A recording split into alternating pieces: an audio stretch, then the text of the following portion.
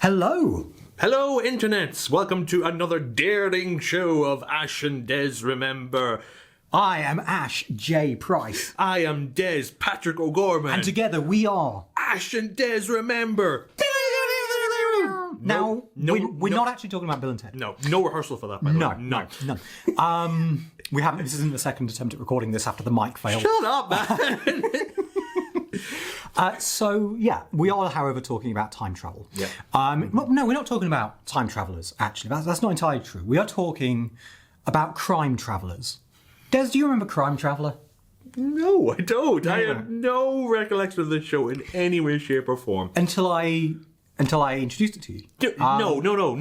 You didn't introduce it to me. Okay? You didn't just suggest it be like, Des, you need to watch this. It was more, Des, you need to watch this. And then you threw the DVD at me in such a violent fashion that you nearly took out the wing mirror of my wife's car. You know that scene in A Clockwork Orange? Yeah. It was very much like that. I said, Des, watch it!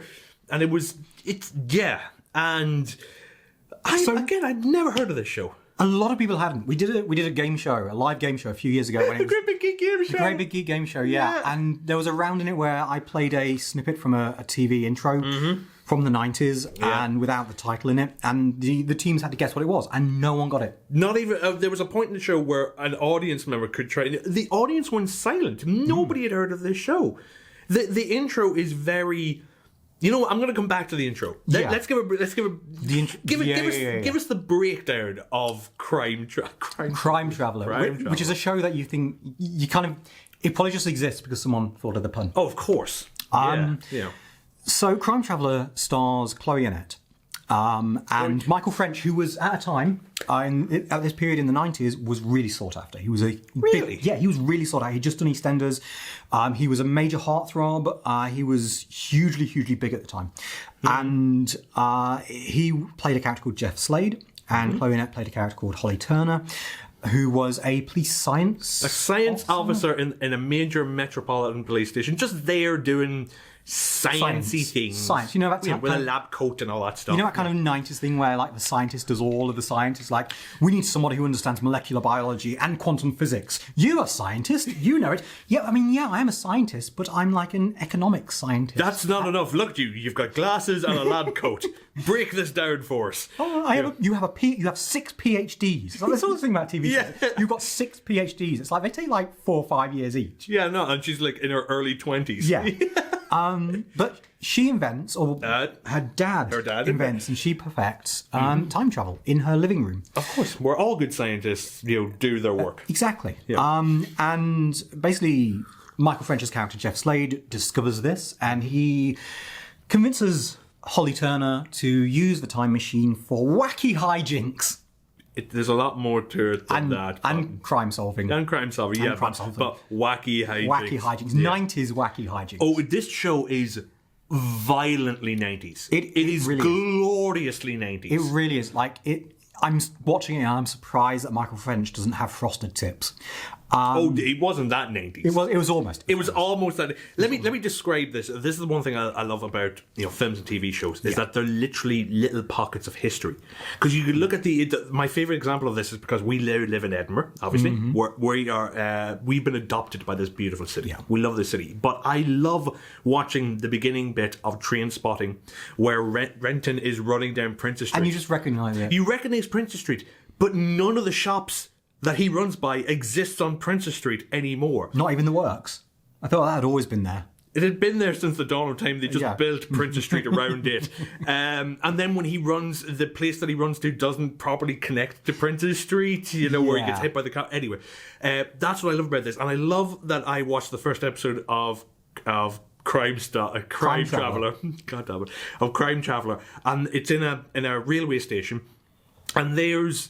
What's his name? Not Renton. The main character, Michael Stone. Michael French. Michael French. Frenchie is just there at a Costa coffee shop, just sipping away at a coffee. But back then, Costa Coffee was like really high end, so they had those weird flat round cups. Oh yes, and everything's all branded. So he's just sitting there, just like, nah, Gov, no one's here.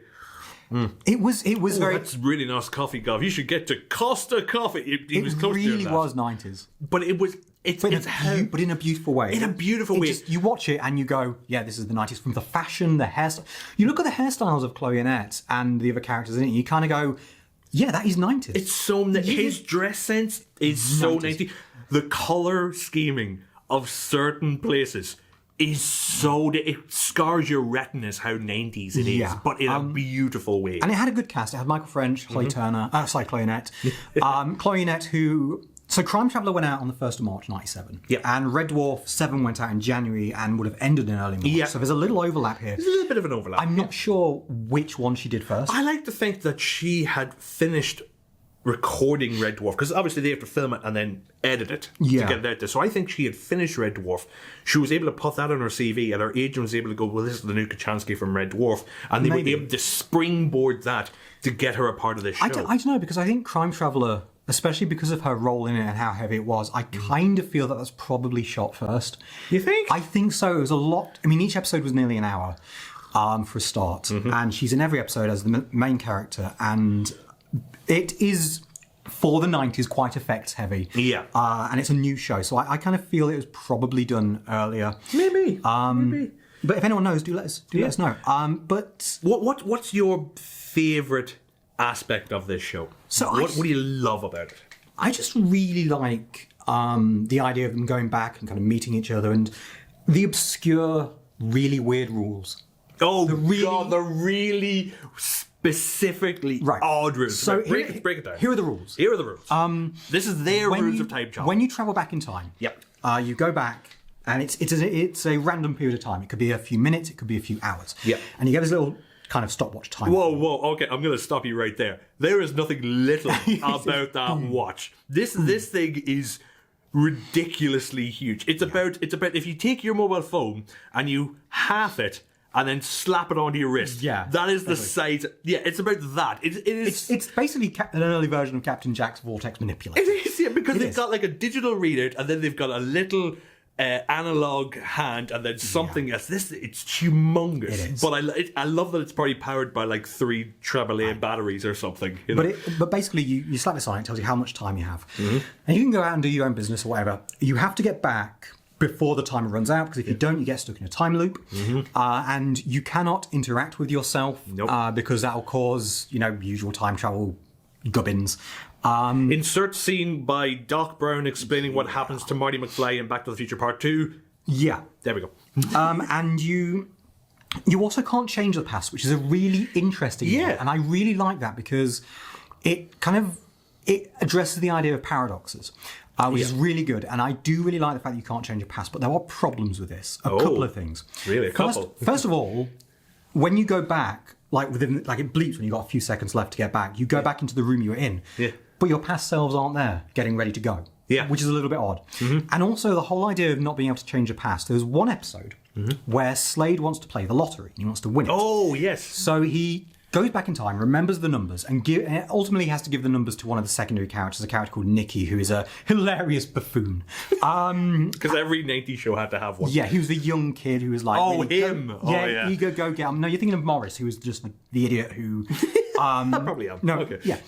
And so he gives the numbers to the kid, and he kind of sends him off to Nicky. He sends him off to get the lottery, and anyway, he turns the numbers upside down and puts the wrong numbers on, so he only wins like 100 quid. And there's this whole gag joke at the end where they're popping champagne because he's won 100 quid.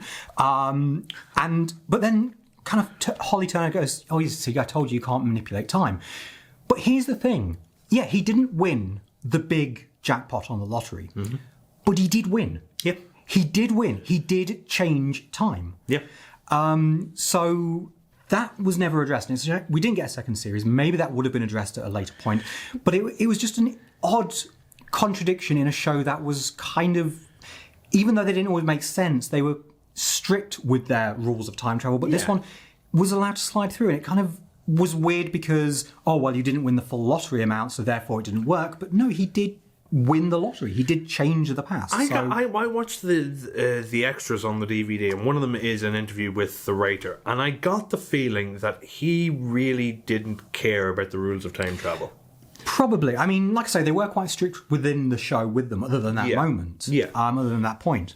And I think it does add an interesting dynamic that you can only observe. Yeah. Which is good from a budgetary sense on the BBC set. No split screens. Yeah, no split screens. No. I mean, if it had gone on, I'm sure they would have found ways around it, and they would have had episodes with Michael French teaming up with Michael French and Chloe Annett teaming up with Chloe Annett, and double Frenchie and double Kachansky. Yes, sign me up. But there's some other episodes as well that kind of violated this whole "you can't change the past" thing, where there is a Slade is shot. And essentially he goes back in time and he manipulates and alters the timeline so he gets shot in the first place. Which means if he hadn't have gone back, he wouldn't have... It was strange because it was kind of changing it but not changing it. It created a loop, but also a loop that wouldn't have happened in the first place. Those type of paradoxes are always weird. But that element of the whole can't change a past thing wasn't as tightly paid attention to as the rest of it. But the whole rest of it was, because you see in the final episode a guy who doesn't get back to the machine in time, his own machine, because there's another machine out there. Of course there is. Because there's an antagonist. And they get back to it and... You get back to its lane, he just goes into a time loop, and it's really kind of unsettling scene. Yeah. I actually haven't gotten to this episode yet. Have you not watched the entire show? I've seen a good majority of it, but that one... Okay, spoiler alert then. No, too late now. What do you mean, spoiler alert? The show came out in 87. I think there's like a 20-year allowance for people who... Haven't seen it. Have you not seen it? No, there are people who are upset and there are spoiler alerts regarding Les Miserables. Seriously? The show, it's called Les Miserables. It's about Romeo and Juliet. Okay. Oh, for the love of... You know what? We should go back in time and kick their asses. We should. We're not going to. But would that involve changing the past? Oh. What episode are you up to currently then? Have you seen the lottery one? No. You haven't? Okay. So I've just spoiled it for you. But it's fine. I've watched a few episodes. Okay. And there's a few things... There's 8. You've had it for 3 months. Yeah, I know. I have a busy life, man. I went to a premiere. Get off my back. Just get up all the way off my back. In the time, you could have watched it on the train. I could have, yeah, but I didn't. So shut up. There's a few things that always makes me laugh. I think I messaged you when I started watching this, and... I have to say, the time machine. It's very... I want to see what word you use for this. It's very 90s. It's crap. I cannot... It's how to describe this. It's basically the prop department just ran around grabbing whatever they could at the last minute. That's putting it politely. I get the feeling that they just hired someone new and went, yeah, you got to build a time machine. How long have I got? In 5 minutes, we're shooting now. Yeah. So it's set up with a VHS, with a Sinclair ZX Spectrum, and the special effects on the screen. It's just basically like a Windows screensaver or something as it kind of zooms in. And I love that nearly every actor does this, is that we got to do something really important. Done. And that's it. That's all you need to do. Just randomly hit some keys. And sometimes don't even hit enter. They just hit the space bar. And that's... Boom. I mean, you're manipulating time and space, Des. Oh yeah, it's manipulating time and space, but yet this whole thing is powered that if one of the window blinds is open, the machine won't work. Yeah. It's really fun. It's so fun. It's one of those shows that is really... It is a genuine shame it didn't get more. Yeah. Because I think it could have been really huge. Because if I recall... I think the viewing figures were actually genuinely good for a Saturday night primetime show. And it had, like I say, Michael French at the peak of his fame. And Chloe Annett, just as she was coming along, she'd just done Red Dwarf, so her presence... Can I just say right off the bat, Chloe Annett, she is adorably cute in this show. She is sweetly, adorably cute. It's the hair and everything. She's very good in this. She's genuinely good in the role. And feels different enough from Kachansky as well, which is quite nice. Because sometimes you get actors who feel the same in everything. I'll give you that. And I think at this stage in her career as well, she probably hadn't done quite as much television, so we hadn't become used to her. So seeing her in different things, we saw different sides of her. Yeah. And it is kind of a shame because I feel that Chloe Annett has has kind of dropped off the radar of recent years. She's now focused on being a mum. She basically did what Rick Moranis did. Yeah. He turned his back on his career to raise his kids. It would be nice. It would be nice to see her returning in a few things. Yeah, let's get a hashtag going. Bring back Chloe. Bring back Kachansky. No, that's all you should say, because then you can get Claire Grogan coming up. Really. Yeah. Oh God, I would love to see some sort of version of Red Dwarf where Chloe Annett Kachansky meets Claire Grogan's Kachansky. But we'll talk about that when we talk about the Red Dwarf episode. We will. Yeah. But yeah, Crime Traveller was really good. It's a really good show. You do have... I think it's fair to say that when you watch this show, and you should watch it, that you are there for a good time. Put logic away. Just put it to the side. Yeah.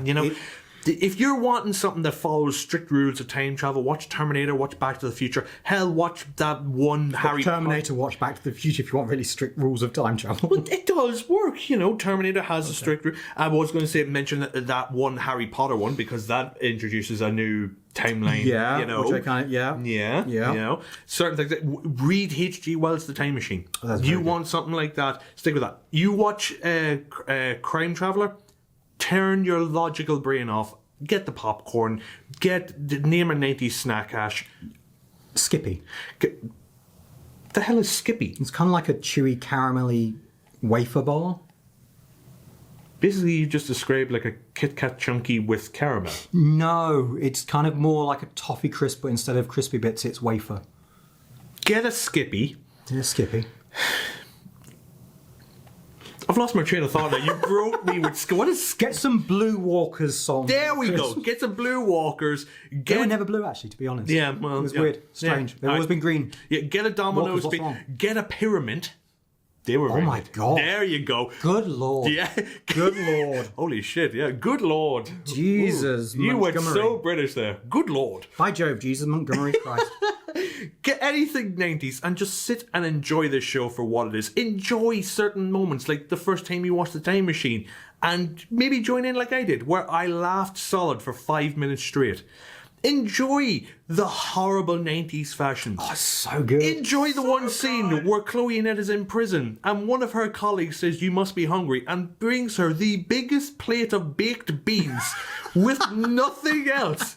Just a plate of baked beans on a tray. That was it. I don't even think there was any cutlery on that tray. That was Nicky, wasn't it? There was no bread. Yeah. There was no sausage. It was just a plate of baked beans. That is so British as well. You must be hungry. Here, I bought you some baked beans. Didn't even warm them for you. Here you go. They're Heinz. So you kind of mentioned actually earlier on the intro credits. Okay, right. I need to bring something up about the intro credits. Okay. I remember when... I actually didn't remember this when we did the whole Great Big Geek Game Show when the show came on, and I don't remember that until I started watching this. And then the intro started, and my first thought was, this has got to be an American remake, because the credits are like so American. It's like they're done by the same production company that did the intro to Sliders. Oh God, you know, stars whizzing by, a clock with Roman numerals around it, and names whooshing by and forth, and then all of a sudden it just opens up on a train station in Bristol. It's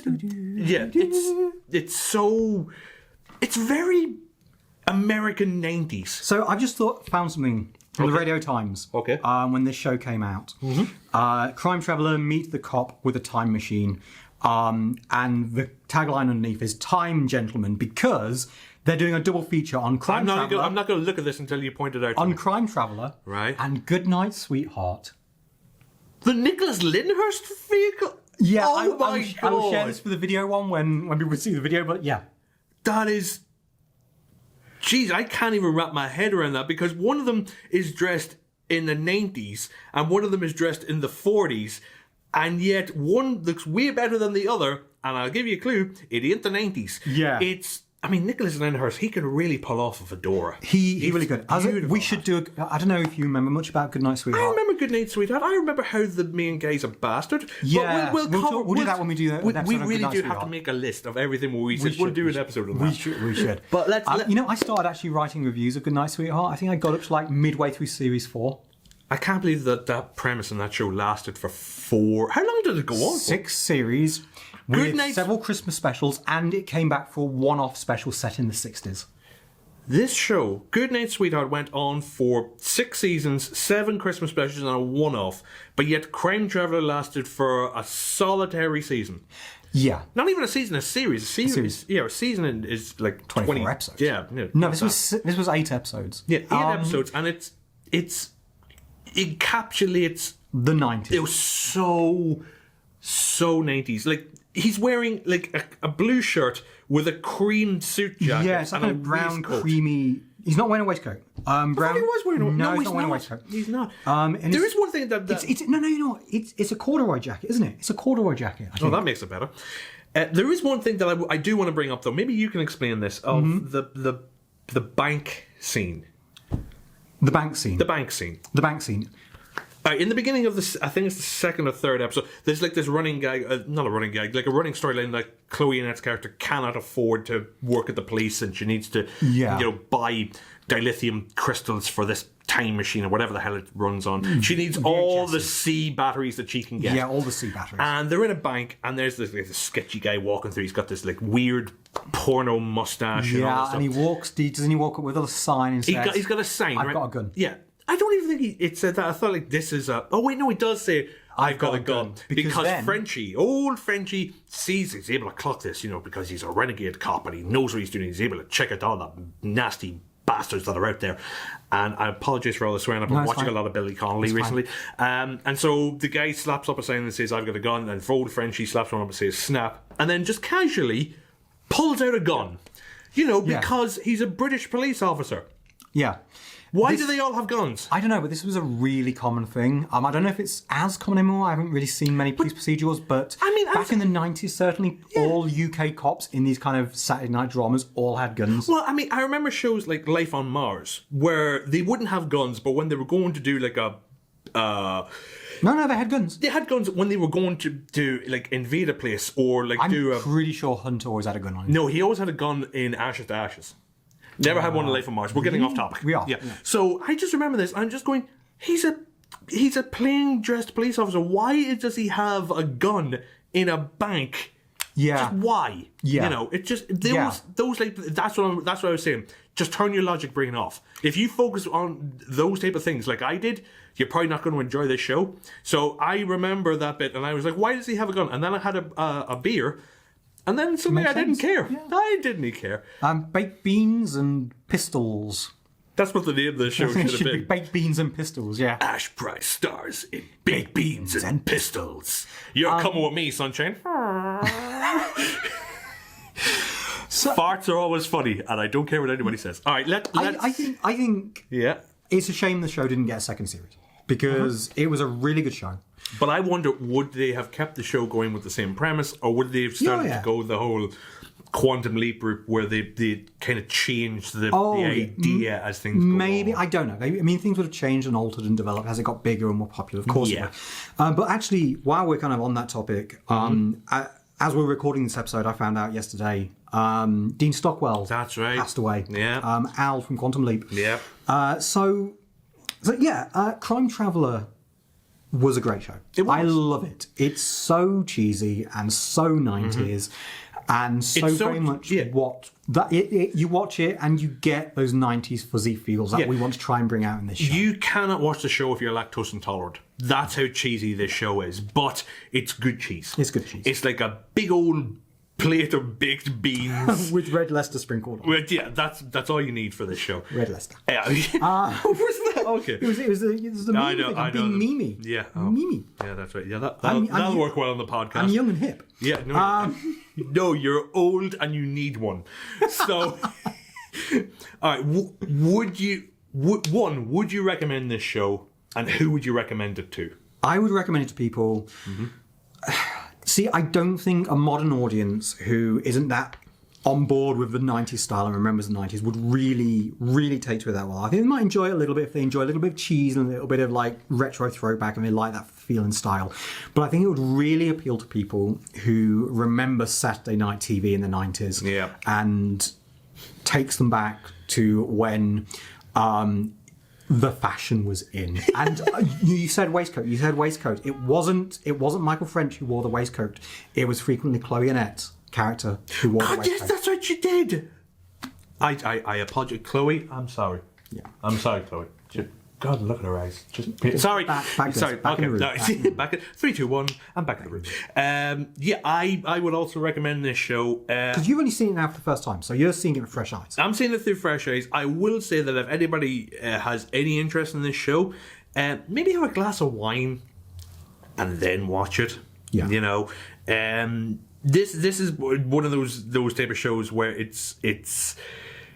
it's just enjoy it for what it is. Yeah. And what it is just pure 90s. It perfectly encapsulates that kind of mid to late 90s Saturday night BBC TV. And I can't think of anything else to say. I think this is a good stopping point. Good stopping point. Good stopping point. Yeah, because we've only got like 3 minutes to get back into the living room, or else exactly. we're going to be doing this episode over and over. And we can't. It feels like we've done it like 3 times already. I know. It's almost like this has been edited together after the camera cocked off like 2 or 3 times. Twice. Yeah. This camera really didn't want us to record this episode, did it? It really didn't. It's malfunctioning very much like Chloe Annett Time Machine is. It's appropriate and suitable. See, I'm so glad you did that. I thought you were going to go along the lines of this camera keeps breaking like Chloe Annett. I was like, oh, why? Why would you even think I'd say that? What's wrong with That's you? it. What do you mean? Apologise to Chloe. Sorry. There we go. So I've been Ash Price. I've been a very shamed Des O'Gorman. Keep it geeky. Bye for now.